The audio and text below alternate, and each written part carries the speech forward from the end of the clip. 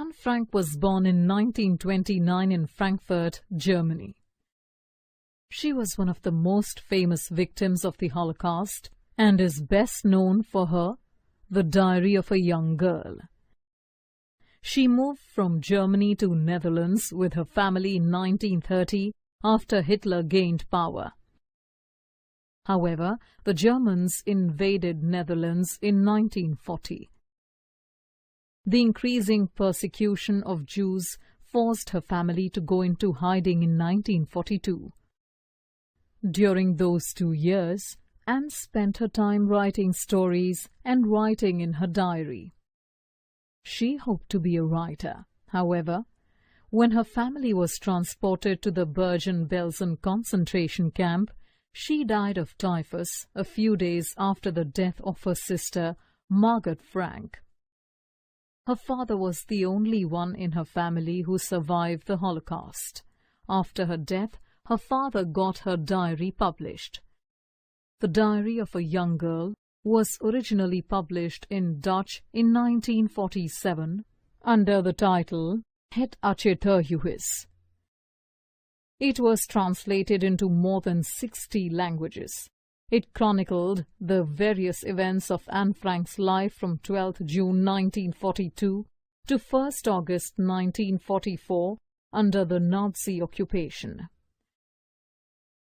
The short story from the Diary of Anne Frank is an extract from the Diary of a Young Girl with a slight adaptation. It portrays her personal reflections on writing, family, friends, and school. Through her words, we got to know Anne Frank as any other 13-year-old girl. Let's take a look at From the Diary of Anne Frank by Anne Frank. Paper has more patience than people. Anne Frank thought of this saying as she sat alone at home, wondering whether to go out or not. She decided not to and thought about writing in a diary. What she needed was a friend. This didn't mean that she was lonely. Rather, Anne Frank had a loving family and 30 people she could call friends. However, with friends, she felt like talking about ordinary things and having a good time, rather than talk about her secrets. This, she felt, was unlikely to change, so she decided to start a diary. It was a strange experience for her, writing. She had never written anything before. She also didn't believe anyone would be interested in what she had to say. But that didn't matter. She felt like writing. She also felt the great need to get things off her chest. Finally, she wanted a friend, so she named her diary Kitty. She began by giving a brief introduction to her family. Her parents were Otto and Edith Frank.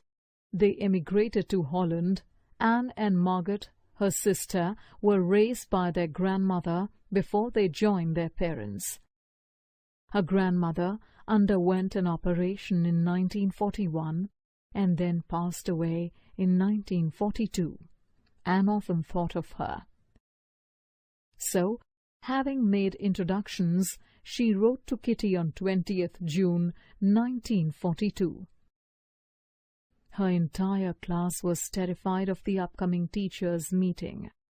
In this meeting, the teachers would decide who would move to the next grade.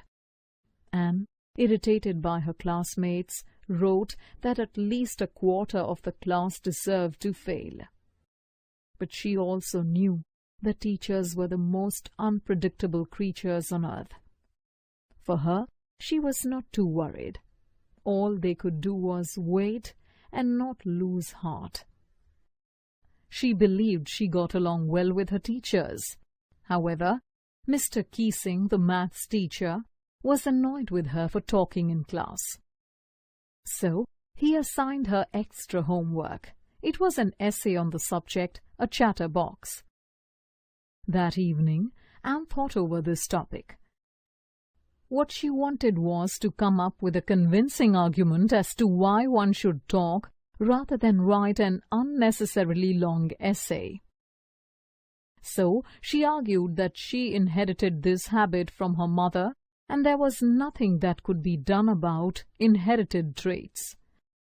Though Mr. Keesing enjoyed the argument, he assigned her a second essay when she talked through his class again.